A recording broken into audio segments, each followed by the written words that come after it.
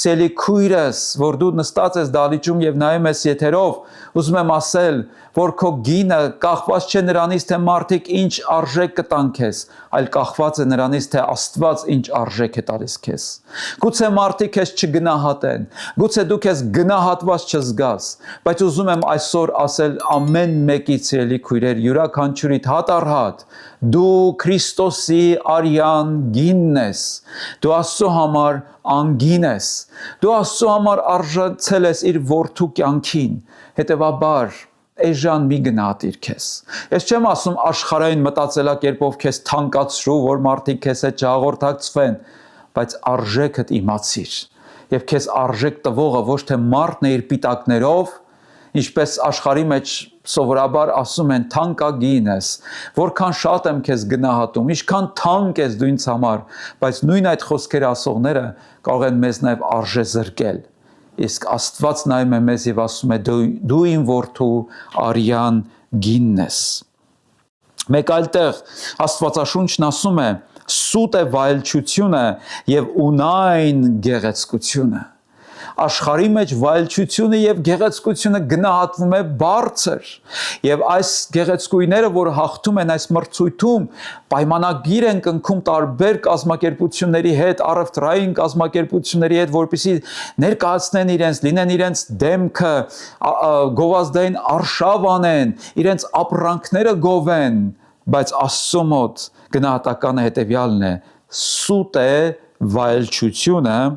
ունայն գեղեցկությունը։ Այսօր աշխարհում գեղեցկության ինդուստրիան, որ այսպես է կոչվում, դա միլիարդավոր դոլարների ինդուստրիա է։ Մարդիկ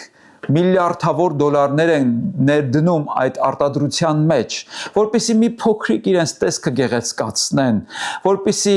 մի քիչ իրենց երիտասարդացնեն։ Ես չեմ ասում, որ մեր քսելի քույրերը պետք է անխնամ լինեն, նրանք պետք է ամենագեղեցիկը լինեն, ամենաբարետեսը լինեն, այս առումով ոչ մի խոսք չկա, բայց սիրելի քույրեր, ձեր գեղեցկությունը դրա մեջ չպետք է լինի։ Նորից կարդամ, սուտ է վայելչությունը եւ ունայն գեղեցկությունը, բայց այստեղ վերջակետ չի դրվում, այստեղ միջակետ կա եւ շարունակվում է եւ ասում է. այն կինը, որ երկյուղում է Տիրոջից, կգովաբանվի։ Ուրեմն, որ կնոջն է Աստված գնահատում,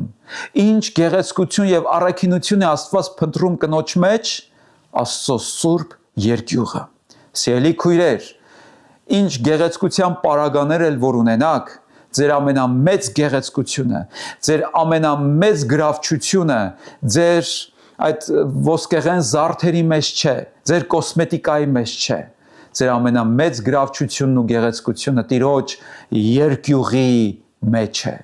Եվ իսկապես Աստծո երկյուղը գեղեցկացնում է կնոջը։ Ինչ գեղեցիկ է այս միտքը, սիրելի քույրեր, երբեք չկորցնեք Տիրոջ երկյուղը ձեր սրտից։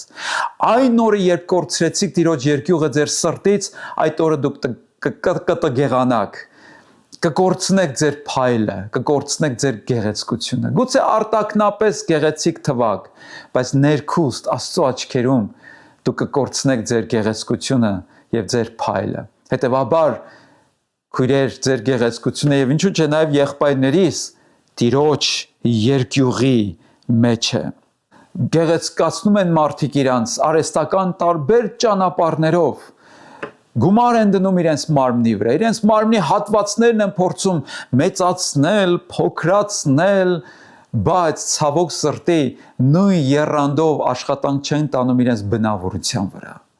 Ես այս արտահայտությունը անում եմ, որ անգամ մարդիկ կան, որոնք լեզուների են տիրապետում, տարբեր լեզուների, 3 լեզուների, 5 լեզուների օտար, բայց իրենց սեփական լեզվին չեն տիրապետում։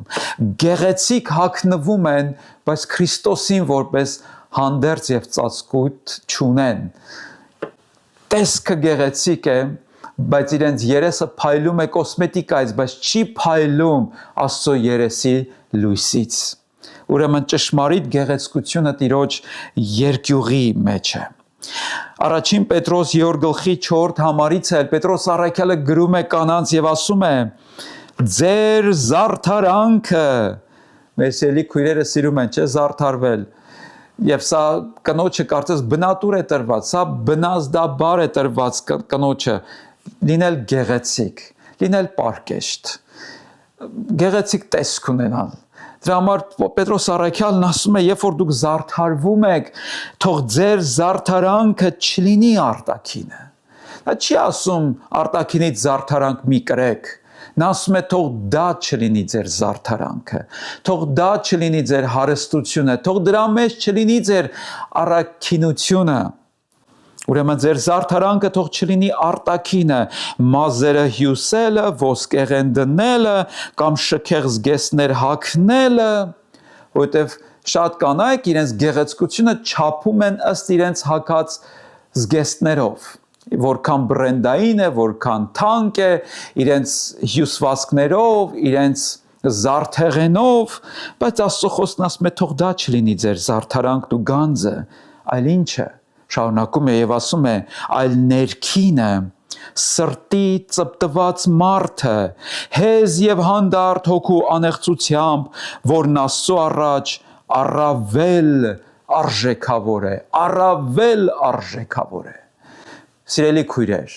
ձեր արտաքին տեսքով կարող եք տպավորություն թողնել մարդկանց վրա,